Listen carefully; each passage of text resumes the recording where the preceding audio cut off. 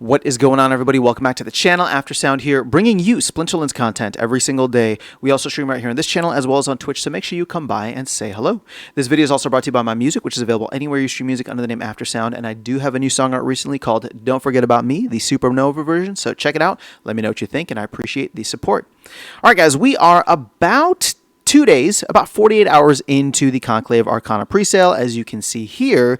And what I want to do is just go quickly over into the leaderboard because I want to give you some context into what we're seeing here. Now, you're going to look at this and say, "Oh my goodness, you know, we've had just under 900 million DEC come into this space, which at PEG is about $900,000." And a lot of people are going to say, oh, well, I mean, the packs, there's still so many packs out there, right? Only 15% of like the standard and legendary packs, only 33% of the alchemy packs, right? People, like, the appetite isn't there. Now, again, for context, if you haven't heard me talk about this previously, the total amount of potential demand when it comes to DEC or credits for the entire Conclave Arcana presale is 4.4 million DEC, or billion DEC, which is roughly $4.4 million. Compare that to what we saw for, what's that called? For Rebellion. And assuming, you know, people had vouchers and could use vouchers, whatever it was, vouchers were essentially insignificant at that point. It was about $2 million, right? 500,000 packs, I think, at $4 a pop. Yeah, about not $200,000, but $2 million. So Conclave Arcana is more than 2 times the amount. And when you look at where we're at right now, about 2 days into the sale, we're at almost half of what we did for Rebellion, with still 2 weeks to go, and you know, much more probably jockeying for position between top players and other players getting in. I mean, I know that I'm going to buy more packs, right? You can see that I'm starting to stack. Well, I guess you can't see here, but I'm starting to stack some more SPS and DEC, and pretty much everything that I'm getting liquid, I'm going to turn into packs over the next couple of weeks, right? So as we go through this, the other point of context that I wanted to share with you is how much normally comes into the ecosystem on a weekly basis. And I usually give a shout out to Bulldog because he was better at tracking this all the way back since like September of last year when we were looking at Team DEC.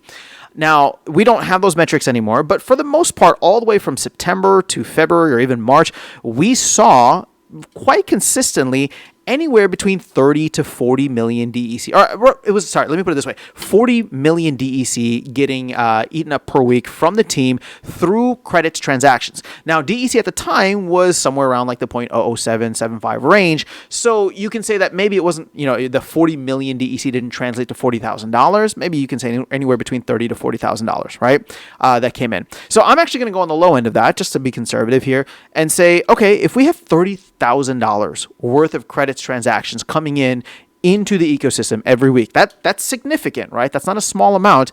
That's significant. And when you extrapolate that over the course of a year, 52 weeks, you get roughly $1.5 million. So to think about the fact that we've done 900,000, which is, you know, 60% of that amount, of the yearly amount that comes into the game, we've done that in 2 days, I think is quite impressive. Now, if you're going to compare this to the entire Conclave Arcana presale and say, okay, well, we're not even at 25% yet, we're barely across 20%, then yeah, you're going to compare it to itself and say, well, we're not shooting as high as we thought we could, or that the team thought we could by setting the presale at these limits, right? Maybe they shouldn't have done 10% of the total packs, they should have done 5%, and then who knows, we'd be halfway there almost by now.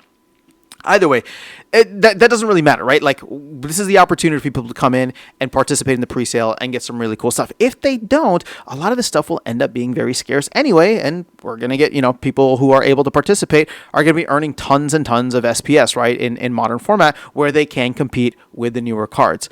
So that's just a context that I wanted to provide, right? Looking back at the Rebellion presale, how much capital that actually brought in, because we didn't quite sell it out, but it was very close that I'm going to give it, you know, the 2 million bump there.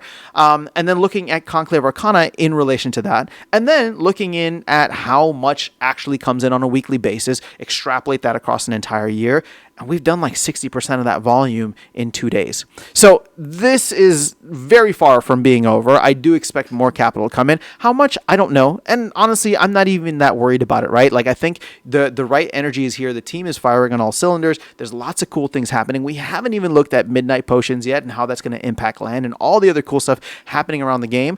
And they haven't even started marketing yet. So I would say at this point, it's probably not wise to get straight into panic mode or in bearish mode. And this is not me trying to do any kind of like damage control. Like if you saw the previous video where I said that the flywheel has not been activated, none of this is a surprise to me, right? People got probably overhyped and euphoric in a sense because of how SPS moved, but that pump was not, that pump was not flywheel driven at all.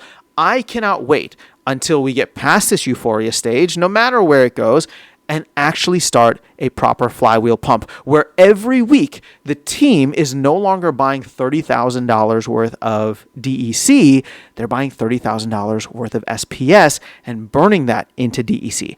That's where it gets really exciting. Now, obviously, with a massive injection of liquidity like this, we need to see how much the team is going to hold on to versus how much they're going to, kind of peter out for credits transactions over time before we can get to that point. But we'll get there. It's not a big deal. And, whatever the team has now is going to give them extended runway. And I'm not even worried about that. So I'm not going to delve into it further.